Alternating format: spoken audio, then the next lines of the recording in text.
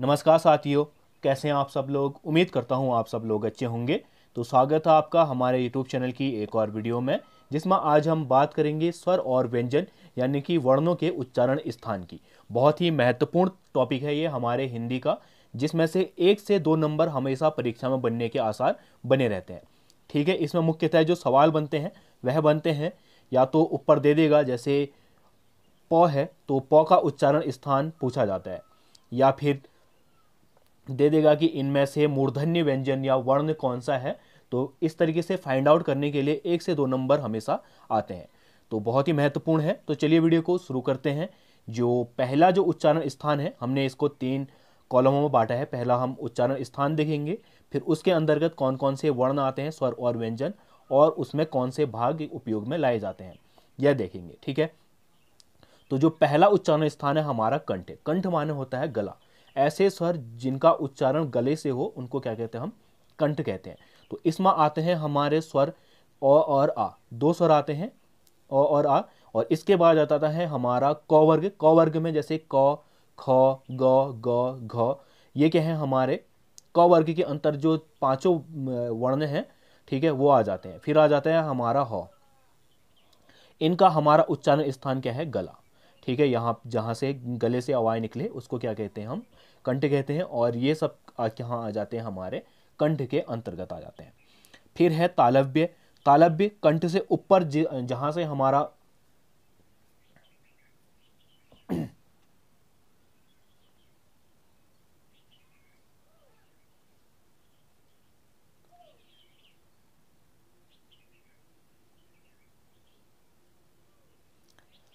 तालव्य, फिर है हमारा तालव्य। तालव्य जो कंठ के ऊपर ऊपरी भाग होता है, मुंह का पिछला भाग, उसको क्या कहते हैं, हम तालव्य कहते हैं। तो यहाँ से बोले जाने वाले जो स्वर होते हैं, तालु से बोले जाने वाले स्वर या व्यंजन को कहा जाता है तालव्य वर्ण।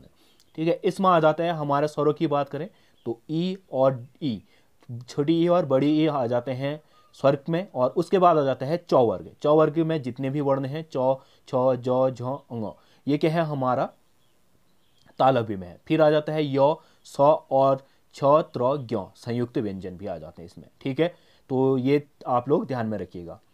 फिर आ जाते हैं ओष्ठ। ओष्ठ मतलब होठ। ऐसे व्यंजन जहां पे क्या हो, जिनको बोलने में होठ क्रिया करे या होठ का कार्य हो, उसको क्या कहते हैं, ओष्ठ कहते हैं। जैसे ऊ है तो ऊ को बोलने में हमारे आप देखोगे कि होठ क्या होते हैं, घूमते हैं, या होठ क्या कर रहे हैं, कार्य कर रहे हैं, उनको क्या कहेंगे हम, ओष्ठ्य। ऊ है, ऊ है। और दूसरा प वर्ग है। प वर्ग के अंदर का प, फ, ब, भ, म, ठीक है, ये क्या है, भ है, ब है, सॉरी। ठीक है, तो ये क्या आ जाएंगे, प वर्ग के आ जाएंगे। ठीक, और इनका उच्चारण स्थान कौन सा हो जाएगा, होठों से। जिनका उच्चारण होठों से किया जाए उनको क्या कहते हैं, हम ओष्ठ्य वर्ण कहते हैं। फिर है मूर्धन्य। मूर्धन्य जिनका उच्चारण किससे किया जाए, मूर्धा से किया जाए। जो हमारा मुंह होता है, ये हमारी जीभ है, और ये कंठ है। ठीक है, कंठ का ये पिछला भाग कहलाता है हमारा तालव्य, और अगला ये भाग कहलाता है मूर्धन्य। ठीक है, तो जिनका उच्चारण मूर्धा से हो उनको क्या कहते हैं, हम मूर्धन्य वर्ण कहते हैं। री है जैसे, ट वर्ग है, ट, ठ, ड, ढ, ण। ठीक है, ट वर्ग में आप देखोगे जीभ मुड़ के हमारे इस भाग को स्पर्श कर रही है, इस भाग को। ठीक है, तो ये क्या कौन सा भाग है, हमारा मूर्धा भाग है। फिर ठीक है, ट वर्ग हो गया, और इसी के बाद हमारे द्वितीय व्यंजन दोनों आ जाते हैं, और एक आ जाता है ऊष्म व्यंजन श। ठीक है, तो ये क्या आ जाते हैं, हमारे दंत, मूर्धन्य, सॉरी। फिर आ जाता है हमारा अगला प्रकार दंत्य। दंत क्या होते हैं, जिनको बोलने या उच्चारण करने में जीभ क्या हो, दांतों को छूती है। ठीक है, दांतों को, जीभ का जो स्पर्श है वो दांतों को जाता है, तो उसको कहते हैं हम दंत्य। इसके अंतर्गत आ जाता है हमारा त वर्ग। त में त, थ, द, ध, न। इन सबका उच्चारण करोगे तो आपको क्या लगेगा कि जो जीभ है वह सामने वाले जो दांतों हैं उनको क्या कर रही है, स्पर्श कर रही है। ठीक है, इसलिए इनको क्या कहा जाता है, दंती कहा जाता है। फिर इसी के बाद त वर्ग के बाद आ जाता है हमारा स और त्र। ये दोनों भी क्या है, हमारे दंती हैं। ठीक है, अगला है हमारा कंठ और तालु। ऐसे वर्ण जिनका उच्चारण कंठ और तालु दोनों में हो, ठीक, दोनों से हो, तो उनको क्या कहते हैं, हम कंठ तालु कहते हैं। जैसे ए है तो ए में हमारा कंठ और तालु दोनों इन्वॉल्व होते हैं, ठीक है। तो इनको क्या कहते हैं हम, कंठ तालु। ए और ऐ क्या है हमारा, कंठ और तालु है, ठीक है। अब इसको याद करने की एक सिंपल विधि है। हमारा ए बनता किससे है, अ और ई से मिलके बनता है, ठीक है। तो अ का उच्चारण स्थान देखोगे कहाँ है हमारा, कंठ में, और ई का उच्चारण देखोगे तो ई कहाँ से बोला जाता है, तालु से, ठीक है। तो इसमें कंफ्यूजन बिल्कुल नहीं है, बहुत ही क्लियर है कि ए का क्या देखेंगे हम, निर्माण देखेंगे। निर्माण कंठ और तालु से हो रखा है, तो उच्चारण स्थान में क्या होगा इसका, कंठ और तालु होगा। फिर है अगला वत्सर्य व्यंजन, या इसको हम दंतमूल या मसूड़ा भी कहते हैं। ऐसे व्यंजन या जिनको बोलने में हमारी जीभ क्या हो, दांतों के ऊपर मसूड़े को टच करती है, छूती हो, उसको क्या कहते हैं हम, वत्सर्य। इसमें आ जाता है न, र, ल, स, ज, ठीक है। ये व्यंजन हमारे क्या आ जाते हैं, वत्सर्य में आ जाते हैं। फिर है हमारा कंठोष्ठ, ऐसे वर्ण जिनका उच्चारण करते समय कंठ और ओष्ठ, ठीक है, कंठ का भी उपयोग हो और ओष्ठ का भी उपयोग हो, उनको कहते हैं कंठोष्ठ। तो ये है हमारे ओ और औ, दो स्वर हमारे क्या हैं, कंठोष्ठ हैं। फिर है दंतोष्ठ। दंतोष्ठ मतलब जिनका उच्चारण करने में दांत, जीभ दांत को भी छुए और होठ का भी इन्वॉल्व हो, उसको क्या कहते हैं हम, दंतोष्ठ। दांत और होठ दोनों का ही उपयोग किया जाए जिनके उच्चारण में, ठीक है। तो ऐसे दो हमारे वर्ण हैं, व और फ, ठीक है। बहुत बार पूछा जाता है व का उच्चारण स्थान कौन सा है, तो दंतोष्ठ है इसका। फिर है काकली व्यंजन। काकली व्यंजन क्या होता है, जिन वर्णों का उच्चारण करने में श्वास तीव्र बहता हो, ठीक है, श्वास की अधिक मात्रा लगती हो, उसको कहते हैं काकल्य। एक ही होता है हमारा ह, ठीक है, और इसी काकल्य को स्वर यंत्र मुखी भी कहा जाता है। अगला जो है हमारा प्रकार, वह है अनुनासिक।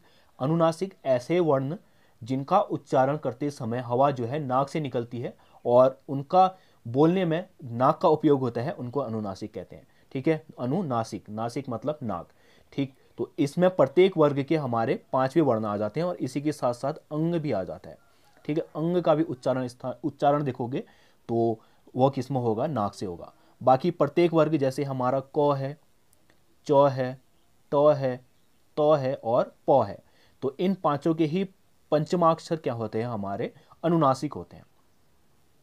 फिर है ग्रहित वर्ण।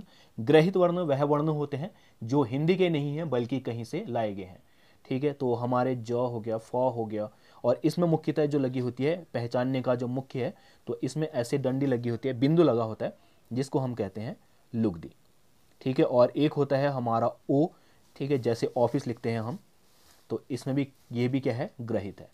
वैसे तो मैंने वर्णमाला की पूरी एक वीडियो बना के डाल रखी है, पर इसमें भी हम लोग समझ लेते हैं मोटा मोटा। अगर आपको अच्छे से समझना है तो प्लेलिस्ट में जाके आप हिंदी वर्णमाला की वो वीडियो देख सकते हैं, वहाँ से सारे आपके डाउट क्लियर हो जाएंगे।